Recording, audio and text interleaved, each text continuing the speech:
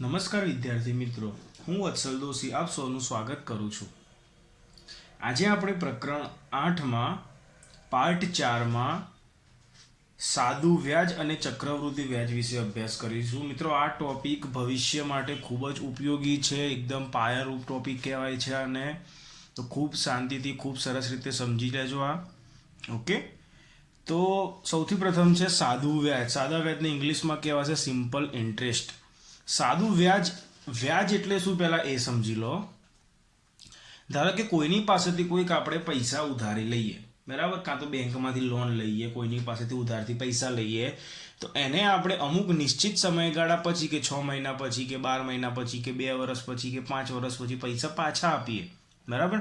તો એ આપણી જોડેથી એ જે રૂપિયા આપણે લીધા હોય એના સિવાય કંઈક વધારે રૂપિયા બીજા માગે, એને વ્યાજ કહેવાય. ધારો કે 1000 રૂપિયા બેંકમાંથી લોન લઈએ છીએ અને બેંક આપણને 5 વર્ષ પછી આપણે બેંકમાં એ પાછા આપવાના છે. તો બેંક એમ કહે કે 50 રૂપિયા વધારે આવો, તો 1000 ને 50 રૂપિયા આપણે બેંકને પાછા આપવા પડે, બરાબર. તો 1000 રૂપિયા આપણી જે મૂડી હતી, મૂડીને અહીંયા કહેવાય મુદ્દલ. શું કહેવાય? મુદ્દલ. અહીંયા લખ્યું છે મેં મુદ્દલ, બરાબર. હવે એને આપણે 50 રૂપિયા જે વધારાને આપ્યા એને કહેવાશે સાદું વ્યાજ, જેને આઈ વડે દર્શાવાય, મુદ્દલને પી વડે દર્શાવાય. વ્યાજનો દર એટલે જે 1000 રૂપિયા ઉપર જે 50 રૂપિયા વધારાના લીધા એ કેટલા ટકા થયા એને કહેવાય વ્યાજનો દર, બરાબર. એને કહેવાય આર. અને એન એટલે મુદ્દત. મુદ્દત એટલે સમયગાળો. કેટલો સમયગાળો? તો 5 વર્ષ થયો. 5 વર્ષ પછી પાછા આપવાના હોય તો 5 વર્ષ એનો સમયગાળો થયો. તો સાદા વ્યાજનું સૂત્ર થાય છે આઈ બરાબર PRN ભાગ્યા 100, જ્યાં આઈ બરાબર સાદું વ્યાજ, પી બરાબર મુદ્દલ એટલે કેટલા રૂપિયા આપણે લીધા છે મૂડી, આર બરાબર વ્યાજનો દર, એન બરાબર મુદ્દત કેટલો સમયગાળો, બરાબર. પછી મેં લખ્યું છે એ બરાબર પી વત્તા આઈ. એ એટલે થાય કે કુલ કેટલી રકમ આપણે એને પાછી આપવી પડશે. પેલી જે 1000 રૂપિયાની મેં વાત કરી, 1000 રૂપિયા ઉપર 50 રૂપિયા સાદું વ્યાજ લાગીને 1050 પાછા આપવા પડે, તો એ 1050 આપણી કુલ રકમ થઈ ગઈ કે જે આપણે એને પાછી આપવી પડે. એટલે શું થયું? કુલ રકમ બરાબર આ શું હતી? મુદ્દલ. પી એટલે મુદ્દલ વત્તા આઈ એટલે વ્યાજ.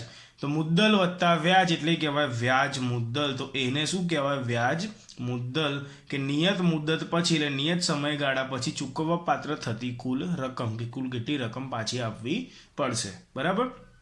રકમમાં આપણને પીની કિંમત આપી હશે, આરની કિંમત આપી હશે, એનની કિંમત આપી હશે અને આઈ શોધવાનો છે. એકદમ સિમ્પલ દાખલા છે, કોઈ તકલીફ નહીં પડે, તો શાંતિથી સમજજો. આ વાત થઈ સાદા વ્યાજની. અને હવે આવશે ચક્રવૃદ્ધિ વ્યાજ, જેના ઉપર આપણે બહુ બધા દાખલા હવે ગણીશું. ચક્રવૃદ્ધિ વ્યાજ 2 પ્રકારનું હોય, એક હોય વાર્ષિક અને એક હોય અર્ધવાર્ષિક. હવે ચક્રવૃદ્ધિ વ્યાજ એટલે શું તો જરા એ સમજી લો. તો જેમ મેં તમને હમણાં 1000 રૂપિયાનું ઉદાહરણ આપ્યું હતું કે 1000 રૂપિયા ઉપર 50 રૂપિયા સાદું વ્યાજ, 50 રૂપિયા શું લાગે છે? સાદું વ્યાજ લાગીને આ આપણી થઈ ગઈ મુદ્દલ, આ થઈ ગયું સાદું વ્યાજ, અને 1050 રૂપિયા થઈ ગયું વ્યાજ મુદ્દલ, કે કુલ આપણે આટલા રૂપિયા પાછા આપવા પડે. ક્યારે? તો 5 વર્ષ પછી. સાદું વ્યાજ જે હોય ને મિત્રો, એ કુલ સમયગાળો જેટલો પણ હોય, 1 વર્ષનો હોય કે 6 મહિનાનો હોય કે 5 વર્ષનો હોય કે 10 વર્ષનો હોય, એ કુલ સમયગાળો પૂરો થાય ને પછી એક સાથે વ્યાજ લાગે, એટલા માટે એને સાદું વ્યાજ કહેવાય છે. ફરીથી કહું છું કે કુલ જેટલો સમયગાળો લીધો હોય, કેટલા સમયગાળો નક્કી કરીને આપણે રૂપિયા લીધા હોય, એ કુલ સમયગાળો પૂરો થાય પછી એક સાથે વ્યાજ લાગે એટલે એને સાદું વ્યાજ કહેવાય. જ્યારે જે ચક્રવૃદ્ધિ વ્યાજ હોય, એ ચક્રવૃદ્ધિ વ્યાજ 2 પ્રકારનું હોય. આ ચક્રવૃદ્ધિ વ્યાજ 2 પ્રકારનું હોય. એક હોય અર્ધવાર્ષિક અને બીજું હોય વાર્ષિક. અર્ધવાર્ષિક એટલે દર 6 મહિને લાગે અને વાર્ષિક એટલે દર 1 વર્ષે લાગે. બીજું એમ પણ કહેવાય કે અર્ધવાર્ષિક એટલે વર્ષમાં 2 વખત લાગે. હવે વ્યાજ કેવી રીતે લાગે એ સમજીએ. તો જેમ મેં અહીંયા કીધું કે 5 વર્ષ પૂરા થયા એટલે કુલ 1050 રૂપિયા આપી દો એટલે આપણું હિસાબ પૂરો થઈ જાય. ત્યાં ચક્રવૃદ્ધિ વ્યાજમાં શું હોય કે ધારો કે આ જ 1000 રૂપિયા આપણે 5 વર્ષ માટે લીધા હોય, 1000 રૂપિયા મુદ્દલ જે છે એ ફરીથી 5 વર્ષ માટે લીધા હોય પણ ચક્રવૃદ્ધિ વ્યાજે અને અર્ધવાર્ષિક ચક્રવૃદ્ધિ વ્યાજે. તો શું થશે મિત્રો? જુઓ, તો પ્રથમ 6 મહિના થશે ને એટલે એના ઉપર વ્યાજ લાગશે, બરાબર. પછી જે બીજા 6 મહિના એટલે આ ધારો કે 1 થી 6 મહિના, પછી 7 થી 12 મહિના, બીજા 6 મહિના થયા, પછી પાછા બીજા વર્ષના 1 થી 6 મહિના, પછી 7 થી 12 મહિના, એ રીતે ત્રીજા વર્ષના 1 થી 6 મહિના, 7 થી 12 મહિના, બરાબર. ફરીથી ચોથા વર્ષના 1 થી 6 મહિના, 7 થી 12 મહિના, ફરીથી પાંચમા વર્ષના 1 થી 6 મહિના, 7 થી 12 મહિના. આ પ્રથમ વર્ષ, આ બીજું વર્ષ, આ ત્રીજું, આ ચોથું અને આ પાંચમું. બરાબર, સમજો છો મિત્રો? એટલે આ વાત થઈ કે અર્ધવાર્ષિક. અર્ધવાર્ષિક એટલે દર 6 મહિને વ્યાજ લાગે, એટલે 6 મહિને વ્યાજ લાગ્યું, પાછું 6 મહિને 6 મહિને 6 મહિને એ રીતે વ્યાજ લાગતું જાય. બરાબર, આ અર્ધવાર્ષિક થયું. વાર્ષિક એટલે શું? તો પ્રથમ એક વર્ષ પૂરું થાય એટલે એનું વ્યાજ લાગી જશે, બીજું વર્ષ પૂરું થાય એટલે એનું વ્યાજ લાગશે, ત્રીજું વર્ષ પૂરું થાય એનું વ્યાજ, ચોથું વર્ષ પૂરું થાય એનું વ્યાજ, પાંચમું વર્ષ પૂરું થયું એનું વ્યાજ. એટલે 5 વર્ષમાં 5 વખત વ્યાજ લાગશે, દર વર્ષે લાગશે. અર્ધવાર્ષિકમાં 5 વર્ષમાં 10 વખત વ્યાજ લાગશે, દર 6 મહિને લાગશે. અને સાદા વ્યાજમાં એક જ વખત વ્યાજ લાગશે, પણ ક્યારે? 5 વર્ષ પૂરા થાય પછી. એટલે આપણને આમ જોતા એટલી ખબર પડી જાય કે સાદા વ્યાજ કરતાં વાર્ષિક ચક્રવૃદ્ધિ વ્યાજ વધારે લાગે, અને વાર્ષિક ચક્રવૃદ્ધિ વ્યાજ કરતાં અર્ધવાર્ષિક ચક્રવૃદ્ધિ વ્યાજ વધારે લાગે. એમ કે આ એક જ વખત લાગે છે, આ 5 વખત લાગે અને આ 10 વખત લાગે. હવે કેટલું વધારે લાગે, કોણામાં કેટલો તફાવત આવે, ડિફરન્સ આવે, એ આપણે બહુ બધા દાખલા કરીશું, એમાં તમને ખ્યાલ આવી જશે. પરંતુ આના ઉપરથી તમને એટલી ખબર પડે કે સાદા વ્યાજ સૌથી ઓછું હોય, એના પછી વાર્ષિક ચક્રવૃદ્ધિ વ્યાજ આવે, અને સૌથી વધારે વ્યાજ શેમાં લાગે? અર્ધવાર્ષિક ચક્રવૃદ્ધિ વ્યાજમાં. બરાબર, જેમાં મુદ્દલ સરખી હોય, ટકાવારી સરખી હોય અને સમયગાળો સરખો હોય. બરાબર, ઓકે. તો હવે સાદું વ્યાજ શોધવા માટે તમે જે સૂત્ર જોયું કે I બરાબર PRN ભાગ્યા 100, એ જ રીતે વાર્ષિક ચક્રવૃદ્ધિ વ્યાજ અને અર્ધવાર્ષિક ચક્રવૃદ્ધિ વ્યાજ શોધવા માટે પણ સૂત્રો છે કે જો વાર્ષિક ચક્રવૃદ્ધિ વ્યાજ શોધવું હોય તો A બરાબર P કૌંસમાં 1 + R બાય 100 કૌંસની n ઘાત, અને એવું બનશે A is equal to P into 1 + R by 100 raise to n. અને હું આ રીતે બોલીશ. અને અર્ધવાર્ષિક ચક્રવૃદ્ધિ વ્યાજનું સૂત્ર છે A is equal to P into 1 + R by 200 raise to 2n. બરાબર, સમજો છો? આ સૂત્રો જે રીતે પણ તમારે તૈયાર કરવા હોય એ રીતે તૈયાર થઈ જવા જોઈએ. ગમે તેટલી વખતે લખીને તૈયાર કરો કે ગોખી દો, કોઈ પણ રીતે આને તૈયાર કરો. અને હું કહું તો એ રીતે તૈયારી કરજો કે જેટલા પણ દાખલા ગણો એમાં જ્યારે પણ સૂત્ર લખો ત્યારે એ સૂત્ર બોલીને યાદ રાખવાનો પ્રયત્ન કરો અને લખતા જાઓ. એ વખતે જ્યારે પણ દાખલામાં સૂત્ર આવે ત્યારે આ સૂત્ર બોલતું રહેવાનું, એટલે યાદ રહી જશે. ઓકે.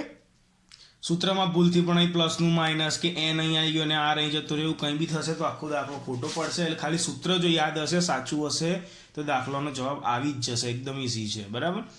તો A is equal to P into 1 + R by 100 raise to n, જ્યાં A એટલે શું હતું? આપણી કુલ વ્યાજ મુદ્દલ, કે આખું જેટલું બી સમયગાળો પૂરો થાય એટલે કેટલા રૂપિયા ચૂકવવા પડે. P એટલે મુદ્દલ, R એટલે વ્યાજનો દર, n એટલે મુદ્દત, સમયગાળો. ખબર જ છે આપણને. બરાબર. એ જ જે બધા ટર્મ્સ જે છે A, P, R, n, એ તો બધા કોમન જ છે સાદા વ્યાજ અને ચક્રવૃદ્ધિ વ્યાજમાં, ખાલી સૂત્ર જ અલગ છે. અને અર્ધવાર્ષિક અને વાર્ષિકમાં ફરક શું છે? અહીંયા છેદમાં 100 છે, અહીંયા છેદમાં 200 છે, અહીંયા n છે, અહીંયા 2n છે. ઓકે. તો આ થઈ ગયા સાદા વ્યાજ, અર્ધવાર્ષિક ચક્રવૃદ્ધિ વ્યાજ અને વાર્ષિક ચક્રવૃદ્ધિ વ્યાજના સૂત્રો. હવે એના થોડા આપણે દાખલા ભણીશું. સૌથી પહેલું છે ઉદાહરણ 10.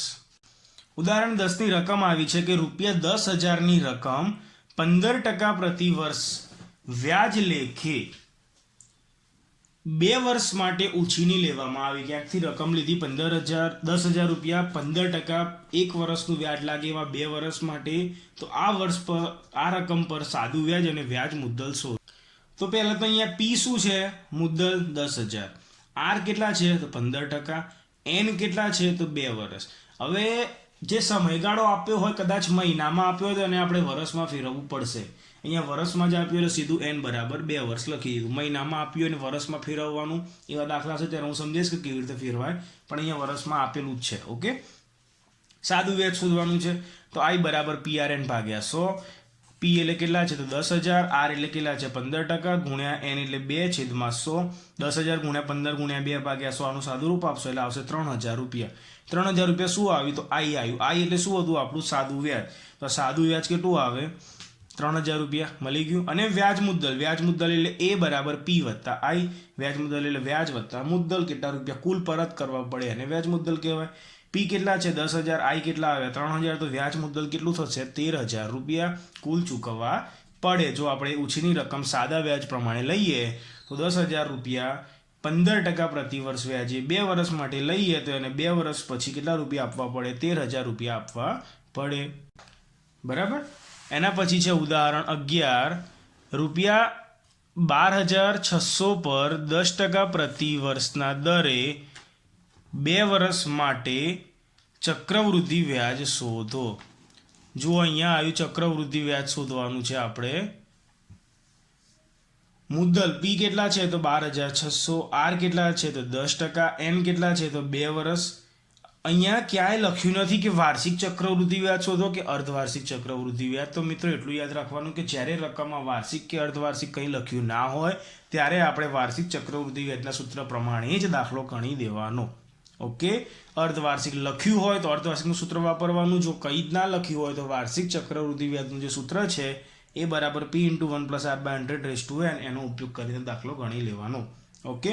ચક્રવૃદ્ધિ વ્યાજ શોધવાનું છે તો પહેલું તો આપણે સૂત્ર મૂકી દઈએ. A = P × 1 + R/100 P ની જગ્યાએ 12,600 એમના એમ પ્લસ એમના એમ R ની જગ્યાએ 10% છેદમાં 100. અહીંયા ટકાનું ચિહ્ન કરવાની જરૂર નથી, ખાલી 10 જ લખવાનું. છેદમાં 100 n એટલે કેટલા છે તો 2 વર્ષ માટે 12,600 એમના. જુઓ એક સાદું રૂપ થોડા સમજી લેજો. હવે શું થશે? 1 + 10 ભાગ્યા જે 100 છે આ 100 ને અહીંયા ગુણાકાર થાય એક સાથે.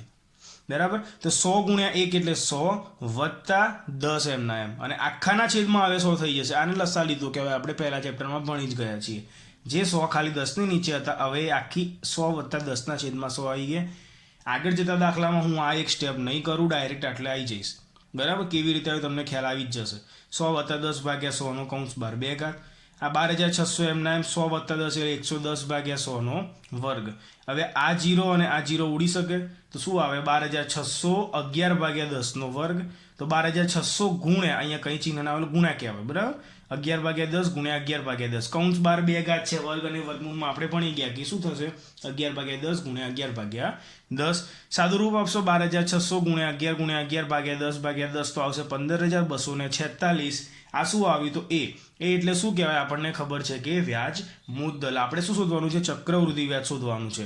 તો અહીંયા શું આવ્યું? વ્યાજ મુદ્દલ 15,246 આવ્યું. ચક્રવૃદ્ધિ વ્યાજ શોધવું હોય તો શું આવશે? A = P + I. એ કેટલા આવે? 15,246. P એટલે આપણી મુદ્દલ કેટલી હતી? 12,600. I એટલે વ્યાજ આપણે શોધવાનું, એટલે ચક્રવૃદ્ધિ વ્યાજ. બરાબર. જ્યારે સાદા વ્યાજનું સૂત્ર વાપરીએ ત્યારે I ને સાદું વ્યાજ કહેવાય. જ્યારે ચક્રવૃદ્ધિ વ્યાજનું સૂત્ર વાપરીએ ત્યારે I ને ચક્રવૃદ્ધિ વ્યાજ કહેવાશે. હવે I એમને એમ રહેવા દો. વત્તા 12,600 બરાબરની ડાબી બાજુ જશે તો 15,246 માઇનસ 12,600 થશે. તો કેટલા રહેશે? I બરાબર 2,646 રૂપિયા. તો શું આવ્યું? ચક્રવૃદ્ધિ વ્યાજ 2,646 રૂપિયા થાય.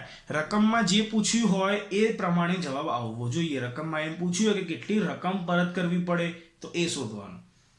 કેટલું ચક્રવૃદ્ધિ વ્યાજ ચૂકવવું પડે તો I શોધવાનું. બરાબર.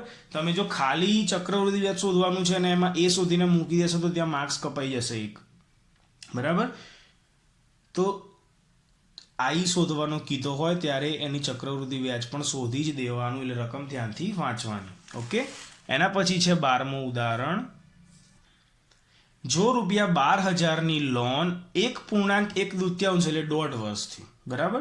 તો જો રૂપિયા 12,000ની લોન 1.5 વર્ષ માટે 10% અર્ધવાર્ષિક વ્યાજ, અહીંયા અર્ધવાર્ષિક આવશે એટલે એનું સૂત્ર આવશે, વ્યાજે લેવામાં આવી હોય તો કુલ કેટલી રકમ પરત ચૂકવવી પડે? કુલ કેટલી રકમ ચૂકવવી પડે એટલે શું શોધવાનું છે? અહીંયા એ શોધવાનો છે.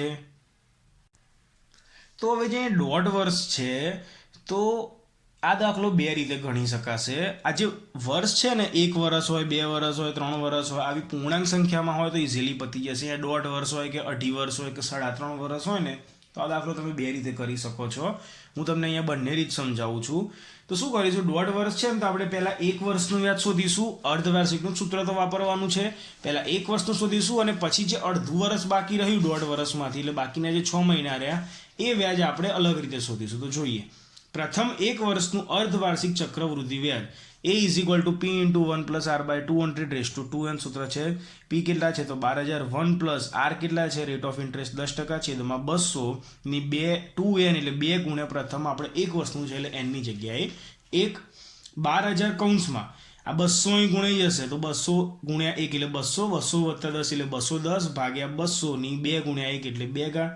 તો 12,000 ગુણ્યા આ 0 અને આ 0 ઉડી શકે તો 21/20 વર્ગ એટલે 21/20 ગુણ્યા 21/20 તો 12,000 ગુણ્યા 21/20 ગુણ્યા 21/20 એટલે આવશે 13,230 રૂપિયા.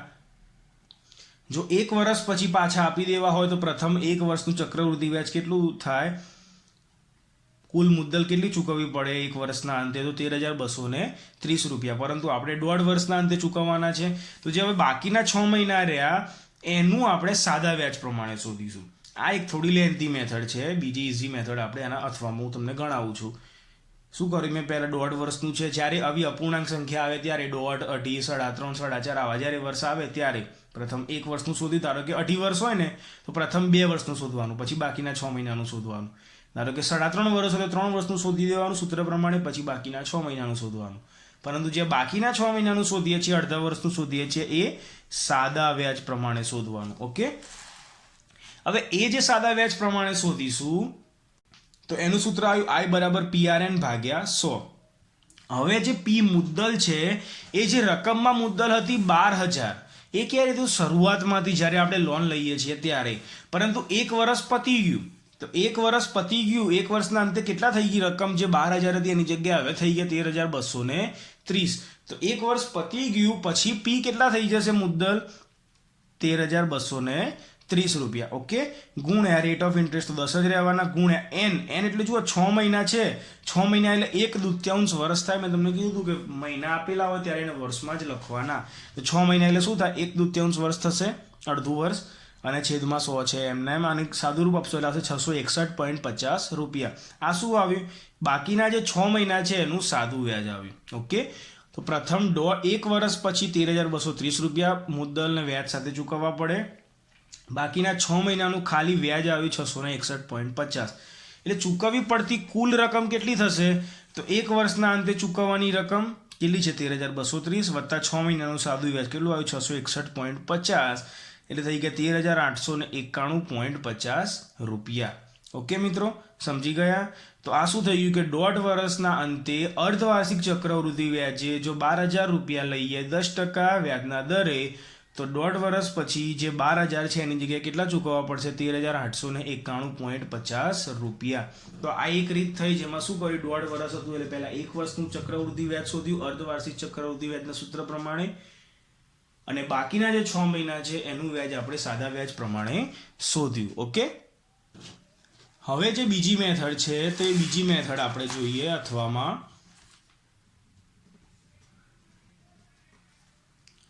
સૂત્ર એ જ આવશે અર્ધવાર્ષિકનું, A = P × 1 + R/200⁻²n.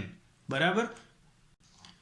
હવે અહીંયા મુદ્દલ કેટલી હતી, 12,000 હતી, કૌંસમાં 1 + રેટ ઓફ ઇન્ટરેસ્ટ કેટલા છે 10% છેદમાં 200, અને 2 ગુણ્યા n એટલે કેટલા છે 1.5 વર્ષ. અહીંયા આપણે 1.5 વર્ષનું સાથે શોધી લઈએ છીએ. તો 1.5 વર્ષ એટલે 1.1/2 જગ્યાએ 1.5 પણ લખી શકાય.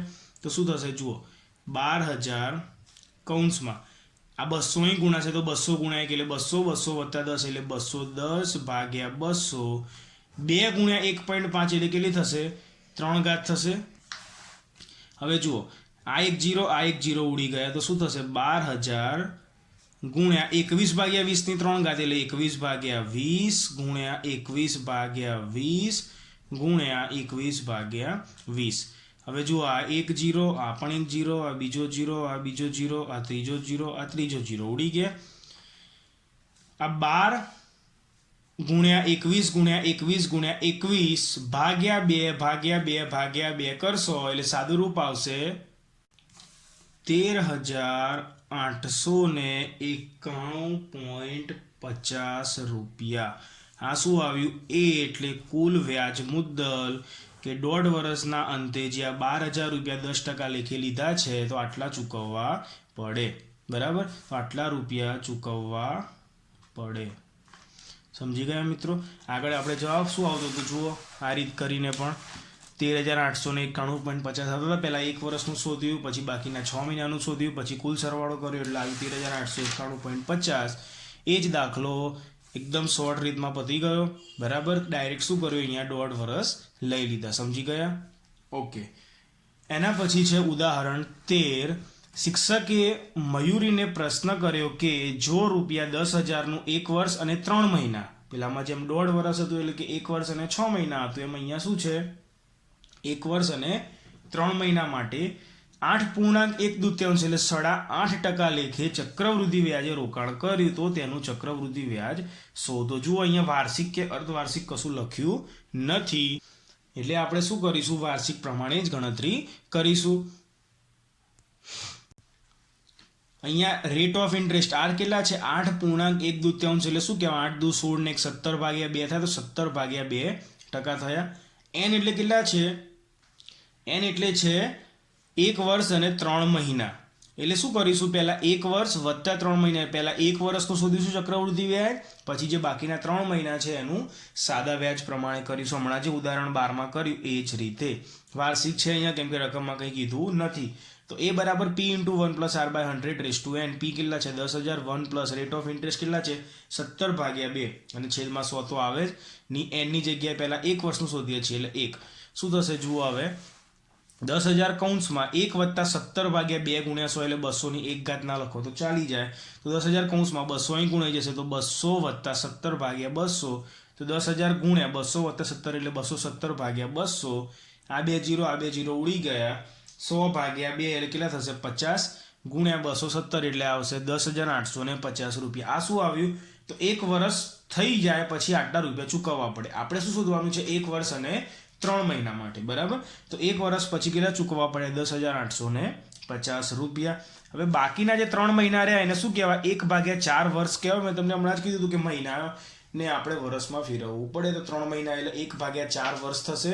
કેવી રીતે થાય તો એ પણ તમને સમજાવ્યું કે જુઓ 4 મહિના એટલે 4 ભાગ્યા કુલ કેટલા મહિના હોય 12 હોય તો 4 × 4 4 3 12 એટલે શું આવશે 1/3 વર્ષ. ધારો કે 6 મહિના હોય તો 6/12 એટલે શું થાય 6 × 6 6 દુ 12 એટલે 1/2 વર્ષ, બરાબર. તો મહિનાને વર્ષમાં આ રીતે ફેરવાશે. તો 3 મહિના એટલે 1/4 વર્ષનું આપણે હવે સાદું વ્યાજ શોધીશું. એકદમ સિમ્પલ, દરેકમાં કોમન આ જ મેથડ આવશે. I = PRN/100 P. હવે મુદ્દલ કેટલી થઈ જશે શરૂઆતમાં ભલે 10,000 હતી પણ હવે કેટલા થઈ જશે 10,850 કેમ કે 1 વર્ષ પૂરું થઈ ગયું તો 10,850. ઘણા બધા વિદ્યાર્થીઓ અહીંયા ભૂલ કરશે કે P ની જગ્યાએ ભૂલ થઈ જાય 10,000 લેશે એટલે જવાબ આવશે નહીં. તો એ ખાસ ધ્યાન રાખવાનું કે 1 વર્ષ પૂરું થઈ ગયું પછી જે બાકીના 3 મહિનાનું શોધીએ છીએ એના માટે મુદ્દલ કેટલી લેવાશે તો 10,850 ગુણ્યા R કેટલા છે તો 17/2 ગુણ્યા N ની જગ્યાએ 1/4 છેદમાં 100 તો છે જ. આનું સાદું રૂપ આપશો એટલે આવશે 230.56 રૂપિયા. આ શું આવ્યું કે જે બાકીના 3 મહિના રહ્યા એ 3 મહિનાનું સાદું વ્યાજ કેટલું આવશે 230.56 રૂપિયા. હવે કુલ ચૂકવવા પાત્ર રકમ કેટલી 10,850 તો હતા જ વત્તા 230.56 એટલે 11,080.56 રૂપિયા કુલ ચૂકવવા પડે. 1 વર્ષ અને 3 મહિના પૂરા થઈ જાય પછી કુલ કેટલા ચૂકવવા પડે 11,080.56. પણ અહીંયા પૂછ્યું છે શું જુઓ ચક્રવૃદ્ધિ વ્યાજ શોધો પૂછ્યું છે ચક્રવૃદ્ધિ વ્યાજ. આ શું આવ્યું કુલ ચૂકવવા પાત્ર રકમ. હવે ચક્રવૃદ્ધિ વ્યાજ શું થશે તો કુલ જેટલા રકમ ચૂકવવી પડે એમાંથી મુદ્દલ માઇનસ કરી દો. 11,080.56 માંથી મુદ્દલ 10,000 માઇનસ કરો એટલે આવશે 1,080.56 રૂપિયા. આ શું થઈ ગયું 1 વર્ષ અને 3 મહિનાનું 8.5% લેખે ચક્રવૃદ્ધિ વ્યાજ થયું, બરાબર.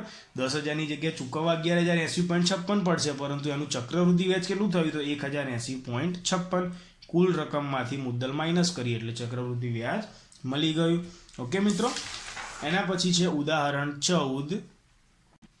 ઉદાહરણ 14ની રકમ એવી છે કે એક શહેરની જનસંખ્યા વર્ષ 1997માં 20,000ની હતી. 1997માં એક શહેરમાં 20,000 પબ્લિક રહેતી હતી. તે વર્ષ દીઠ 5%ના દરે વધતી હતી.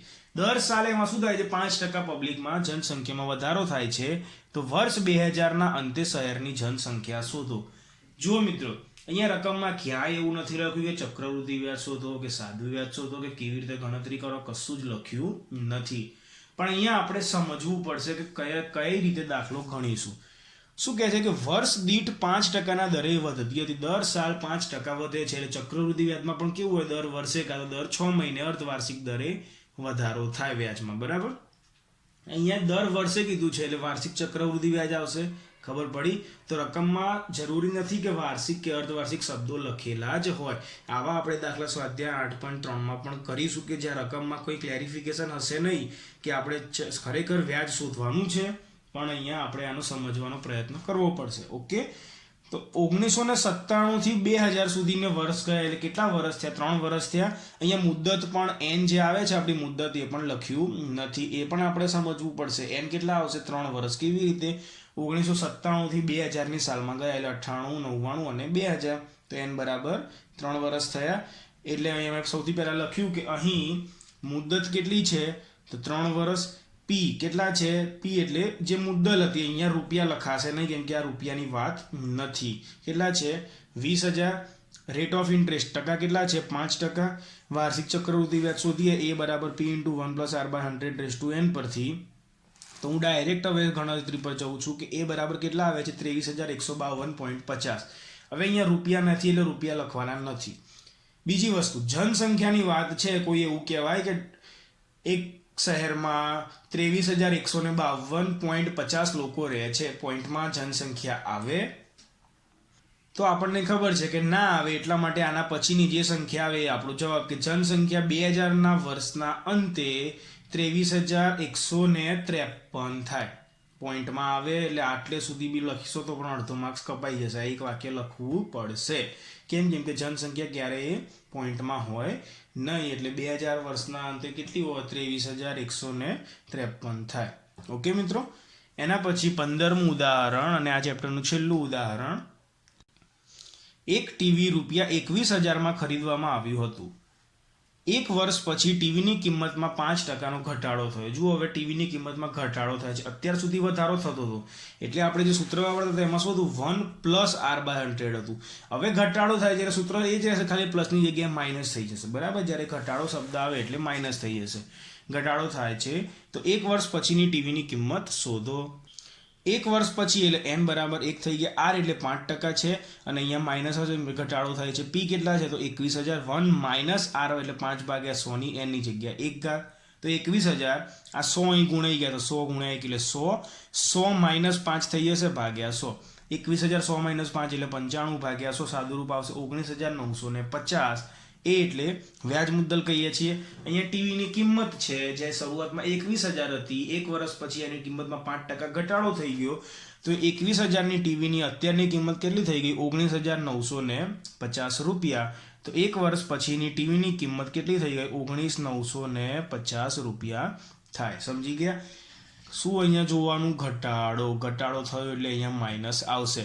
કદાચ રકમમાં એમ હોય કે અર્ધવાર્ષિક ચક્રવૃદ્ધિ વ્યાજે ઘટાડો થયો તો અર્ધવાર્ષિક ચક્રવૃદ્ધિ વ્યાજનું સૂત્ર આવશે A = P × 1 - R/200 અહીંયા વાર્ષિક અર્ધવાર્ષિક કંઈ લખ્યું નથી એટલે આપણે વાર્ષિક ચક્રવૃદ્ધિ વ્યાજનું સૂત્ર લીધું, પરંતુ ઘટાડો છે એટલે વચ્ચે ખાલી માઇનસ લીધું. બરાબર? બાકી બધું સેમ છે. ક્લિયર? એના પછી છે સ્વાધ્યાય 8.3. પ્રશ્ન 1, વ્યાજ મુદ્દલ અને ચક્રવૃદ્ધિ વ્યાજની ગણતરી કરો. અંદર અલગ અલગ 4 દાખલા આપ્યા છે. એનું વ્યાજ મુદ્દલ પણ શોધવાનું છે અને ચક્રવૃદ્ધિ વ્યાજની ગણતરી કરવાની છે. એમાં પહેલો છે ₹10,800 3 વર્ષ માટે 12.1 એટલે 12% વાર્ષિક ચક્રવૃદ્ધિ વ્યાજ. તો A = P × 1 + R/100 એની જગ્યાએ 10,800 1 + R ની જગ્યાએ 25/2. કેમ કે 12.1 એટલે થશે 12 × 2 = 24 + 1 એટલે 25/2. તો 25/2 ગુણ્યા 100 ની n ની જગ્યાએ 3 વર્ષ આપેલા છે એટલે 3. મિત્રો એક સરખા જ દાખલા છે એટલે હું થોડો ઝડપી જઈશ. બરાબર? તો 10,800 કૌંસમાં અહીંયા જો છેદ ઉડાડું છું, 25 × 1 = 25, 25 × 4 = 100. બરાબર? તો 1 વત્તા ઉપર તો 1 વધ્યા, છેદમાં 2 × 4 એટલે 8 ની 3 ઘાત. તો 10,800 હવે 8 અહીં ગુણાઈ ગયા તો 8 × 1 એટલે 8 વત્તા 1 તો હતા છેદમાં 8. 10,800 કૌંસમાં 8 વત્તા 1/8 નો ઘન. તો શું થશે? 10,800 ગુણ્યા 8 વત્તા 1 એટલે 9/8 ની ઘન એટલે 9/8 ગુણ્યા 9/8 ગુણ્યા 9/8 3 ઘાત છે. 3 વખત કરવાના, 2 ઘાત તો 2 વખત કરવાના. બરાબર? આપણે 2 ચેપ્ટર ભણ્યા છે, વર્ગ અને વર્ગમૂળ, ઘન અને ઘનમૂળ, એટલે તમને બધાને ખ્યાલ જ હશે. તો કેટલા આવે છે એ બરાબર 15,377.34 રૂપિયા. આ શું થઈ ગયું વ્યાજ મુદ્દલ જે આપણે રકમમાં શોધવાનું કીધું છે. એક તો વ્યાજ મુદ્દલ મળી ગયું, બીજું શોધવાનું છે ચક્રવૃદ્ધિ વ્યાજ. તો એ બરાબર P વત્તા I. એ કેટલા આવે 15,377.34. P કેટલા છે 10,800 વત્તા I. તો I બરાબર શું થઈ ગયા 15,377.34 માઇનસ 10,800 એટલે I બરાબર થઈ ગયા 4,577.34. I એટલે શું થઈ ગયું વ્યાજ. કયું વ્યાજ? તો અહીંયા ચક્રવૃદ્ધિ વ્યાજ છે એટલે ચક્રવૃદ્ધિ વ્યાજ. તો વ્યાજ મુદ્દલ અને ચક્રવૃદ્ધિ વ્યાજ મળી ગયું. એ જ રીતે બીજો દાખલો છે 18,000 રૂપિયા 2.1 એટલે 2.5% વર્ષ માટે અને 10% વાર્ષિક ચક્રવૃદ્ધિ વ્યાજે. બરાબર. તો આ જ રીતે દાખલો ગણાશે તો એ પણ તમે કરી શકશો. બરાબર. આ દાખલો આગળ ઉદાહરણમાં ગણ્યો છે એ પ્રમાણે પણ તમે ગણી શકો છો. ઉદાહરણ 13 જે ગણ્યું ને એક મયુરીવાળો દાખલો હતો એ ઉદાહરણ 13 પ્રમાણે આ દાખલો ગણવાનો છે. થોડી હિન્ટ આપી દઉં શું કરવાનું. 18,000 રૂપિયા છે એટલે P થઈ ગયું 2.5 વર્ષ છે એટલે શું કરીશું પહેલા 2 વર્ષનું ચક્રવૃદ્ધિ વ્યાજ શોધીશું વાર્ષિક ચક્રવૃદ્ધિ વ્યાજ પ્રમાણે અને પછી જે અડધું વર્ષ રહ્યું એના માટે સાદા વ્યાજ પ્રમાણે શોધીશું. બરાબર. ઉદાહરણ 13 પ્રમાણે છે, ખાલી રકમ બદલાઈ છે, કિંમત બદલાઈ છે એટલે આવડી જશે. ઓકે. એના પછી છે C ₹62,500 દોઢ વર્ષ માટે 8% લેખે અર્ધવાર્ષિક ચક્રવૃદ્ધિ વ્યાજ. તો અર્ધવાર્ષિકનું સૂત્ર મૂકીએ A = P × 1 + R/200 જો અર્ધવાર્ષિક હોય એટલે દોઢ હોય 2.5 હોય 3.5 હોય ડાયરેક્ટ થઈ જશે. પણ વાર્ષિક હોય ત્યારે શું કરવું પડશે? દોઢ હોય ને તો પહેલા 1 વર્ષનું ચક્રવૃદ્ધિ વ્યાજ શોધવાનું, પછી અડધા વર્ષનું સાદા વ્યાજ પ્રમાણે કરવું પડશે. દોઢ વર્ષ હોય કે 2.5 વર્ષ હોય કે 3.5 વર્ષ હોય. જ્યારે વાર્ષિક ચક્રવૃદ્ધિ વ્યાજ હોય ત્યારે 2 અલગ અલગ ભાગ કરીને શોધવું પડે અને જ્યારે અર્ધવાર્ષિક ચક્રવૃદ્ધિ વ્યાજ હોય ત્યારે ડાયરેક્ટ થઈ જશે.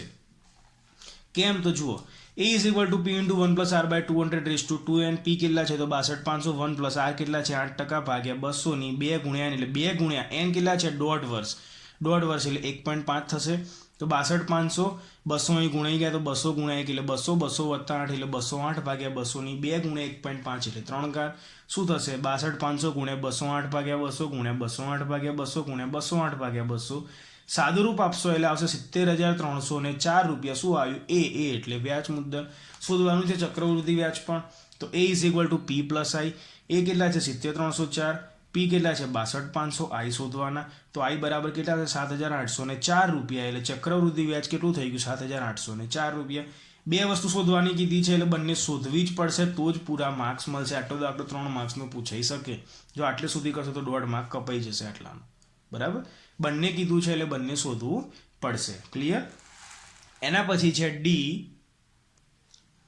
₹8,000 1 વર્ષ માટે 9% અર્ધવાર્ષિક ચક્રવૃદ્ધિ વ્યાજ. જો અર્ધવાર્ષિક આવ્યું એટલે ફરીથી એનું સૂત્ર A = P × 1 + R/200 P કેટલા છે 8,000 1 + R કેટલા છે 9% છેદમાં 200 2 ગુણ્યા 1 કેમ કે 1 વર્ષ છે. તો સાદું રૂપ આપશો આ રીતે તમને ખબર જ છે. તો વ્યાજ મુદ્દલ આવશે 8,736.20 રૂપિયા. આ વ્યાજ મુદ્દલ આવ્યું. હજી ચક્રવૃદ્ધિ વ્યાજ પણ શોધવાનું છે. તો A = P + I. એ કેટલા આવે 8,736.20 બરાબર P કેટલા છે 8,000 વત્તા I. તો I બરાબર કેટલા આવશે 736.20 રૂપિયા. I એટલે ચક્રવૃદ્ધિ વ્યાજ. તો ચક્રવૃદ્ધિ વ્યાજ કેટલું આવ્યું 736.20 રૂપિયા. ઓકે.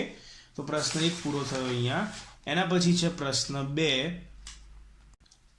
કમલાએ સ્કૂટર ખરીદવા બેંકમાંથી 26,400 પ્રતિ વર્ષ 15%ના દરે ચક્રવૃદ્ધિ વ્યાજે લીધા. 2 વર્ષ અને 4 મહિના પછી ઉધાર ચૂકતે કરવા તેણે કેટલી રકમ ચૂકવવી પડે? તો P મુદ્દલ કેટલી છે 26,400, રેટ ઓફ ઇન્ટરેસ્ટ ટકાવારી કેટલી છે 15%, n કેટલા છે તો 2 વર્ષ અને 4 મહિના. હવે અહીંયા ક્યાંય વાર્ષિક કે અર્ધવાર્ષિક ચક્રવૃદ્ધિ વ્યાજ લખ્યું નથી એટલે આપણે વાર્ષિક પ્રમાણે ગણતરી કરવી પડશે. વાર્ષિક પ્રમાણે ગણતરી કરવી હોય અને આવું હોય 2 વર્ષ અને 4 મહિના તો શું કરીશું? પહેલા 2 વર્ષનું અલગ શોધીશું અને 4 મહિનાનું સાદા વ્યાજ પ્રમાણે શોધીશું. આપણે બહુ બધા દાખલા કર્યા છે એના જેવા. તો પ્રથમ 2 વર્ષ માટે વાર્ષિક ચક્રવૃદ્ધિ વ્યાજની ગણતરી કરતા A = P × 1 + R/100 26,400 1 + 15/100 ની 2 ઘાત. થોડું હું ઝડપી જઈશ, સેમ ટુ સેમ સ્ટેપ છે એટલા માટે. 26,400 115/100 નો વર્ગ સાદું રૂપ આપશો એટલે આવશે 34,914 રૂપિયા. શું થયું કે પ્રથમ 2 વર્ષના અંતે આટલા રૂપિયા ચૂકતે કરવા પડે. પણ હજી બાકીના 4 મહિનાનું બાકી રહ્યું તો બાકીના 4 મહિનાનું વ્યાજ સાદા વ્યાજ પ્રમાણે ગણતરી કરતા 4 મહિના એટલે 4/12 વર્ષ લખો કાં તો 1/3 વર્ષ પણ લખી શકાય, બરાબર. તો I બરાબર PRN ભાગ્યા 100. પી કેટલા થશે? 34,914, કેમ કે 2 વર્ષ પૂરા થઈ ગયા એટલે આપણી મુદ્દલ જે 26,400 હતી એની જગ્યાએ હવે કેટલા થઈ ગયા? 34,914 ગુણ્યા આર કેટલા? તો 15 ગુણ્યા n કેટલા? 4/12 ભાગ્યા 100, તો આવશે 1745.70 રૂપિયા. આ શું આવ્યું? બાકીના જે 4 મહિના છે એનું ખાલી સાદું વ્યાજ આવ્યું. ઓકે, ચૂકવવી પડતી કુલ રકમ કેટલી? તો 2 વર્ષના અંતે જે વ્યાજ મુદ્દલ આવ્યું આપણું જે આ છે 34,914 એ વત્તા 4 મહિનાનું સાદું વ્યાજ 1745.70, તો જવાબ આવ્યો 36,659.70 રૂપિયા. શું પૂછ્યું છે જુઓ કે 2 વર્ષ અને 4 મહિના પછી ઉધાર ચૂકતે કરવા તેણે કુલ કેટલી રકમ ચૂકવવી પડે? જે 26,400 રૂપિયાનો ઉધાર લીધો છે 15% દરે 2 વર્ષ અને 4 મહિના માટે, તો કુલ સમયગાળો પૂરો થયો 2 વર્ષ પછી આટલા ચૂકવવા પડે, બાકીના 4 મહિનાનું સાદું વ્યાજ આટલું ચૂકવવું પડે. તો 2 વર્ષ અને 4 મહિના કુલ સમયગાળા પછી કુલ કેટલા રકમ ચૂકવવી પડે? તો બંનેનો સરવાળો કરીને જવાબ આવે 36,659.70 રૂપિયા. ઓકે, તો આટલા રૂપિયા એને કમલાએ કુલ ચૂકવવા પડે. સમજી ગયા? તો આજના લેક્ચરમાં મિત્રો આટલે સુધી રાખીએ છીએ. બાકીના ટોપિક આપણે નેક્સ્ટ લેક્ચરમાં જોઈશું. હું આશા રાખું છું કે તમને બધાને ખ્યાલ આવી ગયો હશે. ખ્યાલ બની શકે કે ક્યાંક થોડી કચાશ રહી જાય ખ્યાલ આવવામાં, તો ફરીથી વિડીયો જોજો. અને ખૂબ જ મહત્ત્વના ટોપિક્સ છે આ, તો સ્કીપ કરવાનું ક્યારેય વિચારતા નહીં અને જીવનમાં બહુ જ ઉપયોગમાં આવવાનું છે આ ટોપિક. Okay, thank you.